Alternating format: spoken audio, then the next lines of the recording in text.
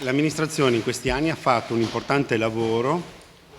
sulla parte che va dalla stazione al centro, che è un luogo, che è uno spazio emblematico della città. È uno spazio importante, con luoghi anche di grande pregio, dove vive anche tanta gente, e che però insomma è un luogo anche dove vanno affrontate delle questioni di carattere, come dire, sociale importante. E lì il segno dell'amministrazione secondo me è forte, perché parte dal ridisegno dello spazio urbano, che però non è fine a se stesso, ma è finalizzato al creare nuovi spazi di incontro, nuova socialità, spazi più accoglienti per chi abita o chi passa in quelle zone. Prima si parlava di bellezza, la bellezza, come dire, più significativa di un luogo che viene sistemato è quando sopra accade qualcosa di bello. Cioè può esserci la panchina, l'elemento d'arredo, il pavimento più straordinario, se non succede niente non è un luogo bello. Da questo punto di vista si può citare la sistemazione di Viale Codalunga, i giardini dell'Arena, che guardate, adesso c'è stato il Covid, questa cosa è andata un po' in pausa, però erano un luogo assolutamente non frequentato dai padovani, cioè, ci si passava di corsa. Oggi è un luogo meraviglioso.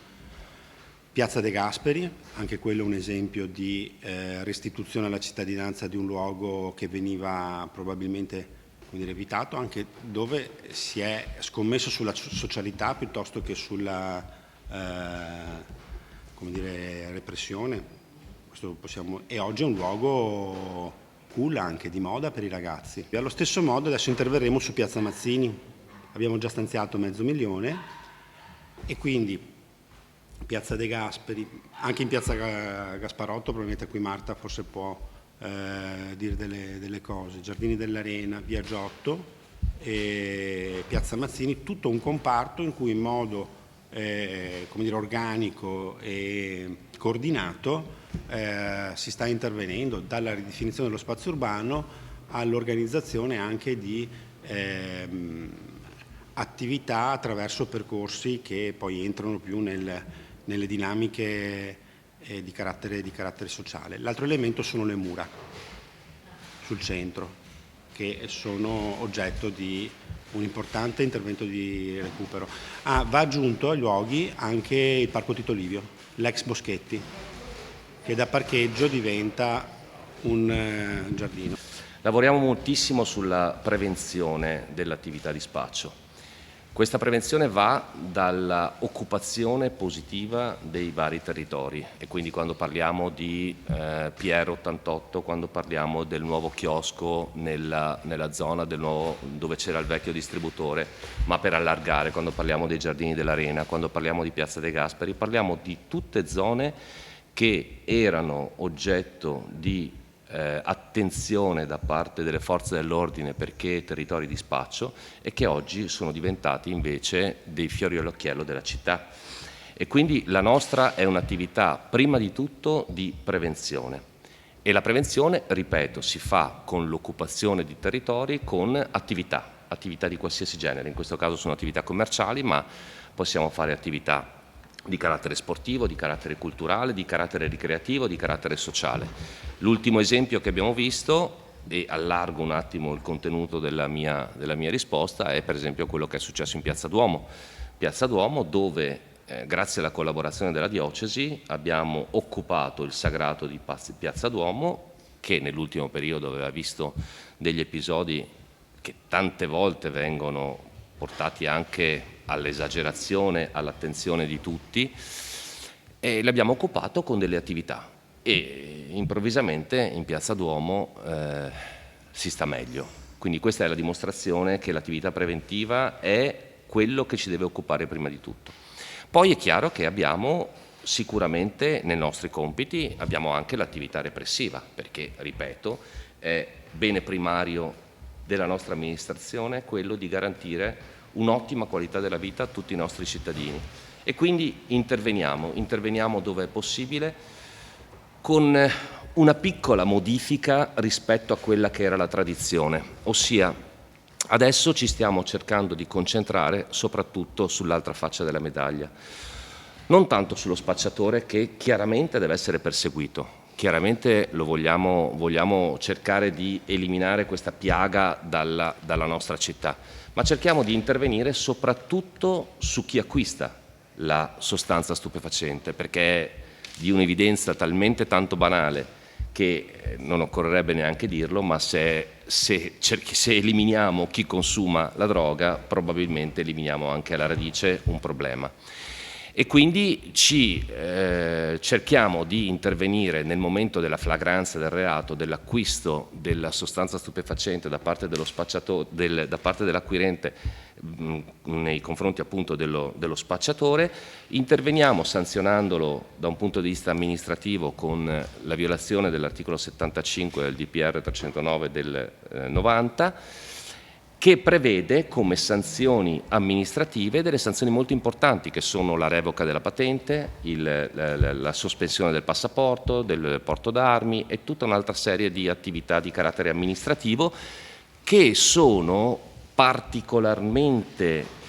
negative per chi ha un'attività lavorativa e quindi in quel modo rischia anche di non avere più l'attività lavorativa. In più, questa violazione amministrativa collegata con il regolamento di polizia urbana, che prevede la sanzione di 500 euro per chi acquista sostanze stupefacenti, allora abbiamo un po' chiuso questo cerchio. Quindi cerchiamo di rivolgere la nostra attenzione nei confronti appunto degli acquirenti. Ovviamente parlo di spazi verdi, è stata quella di mettere delle strutture innovative, nuove, che vadano per tutte le generazioni. Attenzione, poi vabbè, sono più usate dai bambini, però c'era questa necessità. Parlava prima il collega Bonevigna di prevenzione. Si fa anche dando opportunità agli adolescenti che spesso si ritrovano a non avere strumenti con cui muoversi, giocare e divertirsi. E questo è arrivato nei parchi della città, anche in centro al Parco Perlasca. Una piccola cosa in più, poi lascio la parola, con l'operazione Spazi Aperti, che riguarda principalmente le aree verdi, ma riguarda il lavoro di tutta la giunta. Si è data proprio la possibilità, lo stiamo vedendo area per area, piazza per piazza, di ripopolarla con iniziative e servizi anche di quelli un po' che possono sembrare basici, potersi ristorare quando si va in un'area verde, che diventa il polo poi della giornata e della serata, con bambini che continuano a chiedere di tornare. E aggiungo anche per il centro un bando che è appena uscito per poter portare servizi ai parchi che non sono in gestione durante l'estate, e quindi anche un gelato in un parco come il Parco Perlasca, come il parco in via Santa Eufemia, ecco, per rimanere in centro. Poi ce ne sono altri due fuori, dà l'idea di quante siano le piccole grandi iniziative che cambiano però la quotidianità delle persone. Stiamo lavorando nella direzione di fare degli interventi e di riempirli di contenuto nello stesso tempo. Quindi l'abbiamo fatto in Piazza dei Gasperi, è stato un progetto sperimentale che ha funzionato molto bene, che adesso vede, oltre a una riforma proprio delle infrastrutture, anche una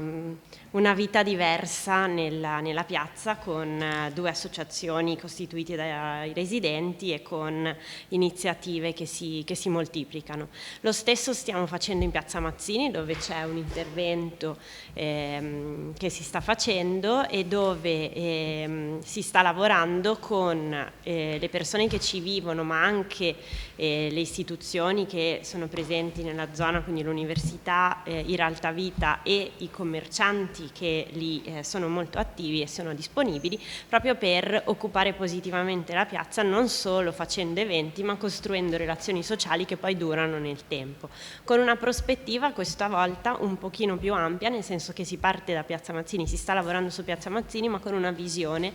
che tiene in considerazione tutta l'area descritta prima da Andrea, quindi la zona della stazione, Piazza Mazzini, Gasparotto e De Gasperi. Quindi la prospettiva si allarga un po', il meccanismo è sempre lo stesso, lavori che danno un segno importante di intervento e che modificano le cose, lavori condivisi con i cittadini e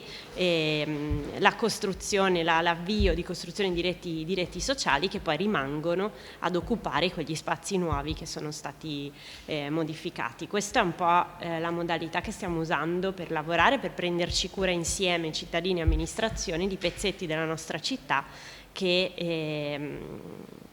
funziona di più se lo facciamo solo noi e che toglie anche i cittadini da quel senso di frustrazione rispetto a fare tante richieste e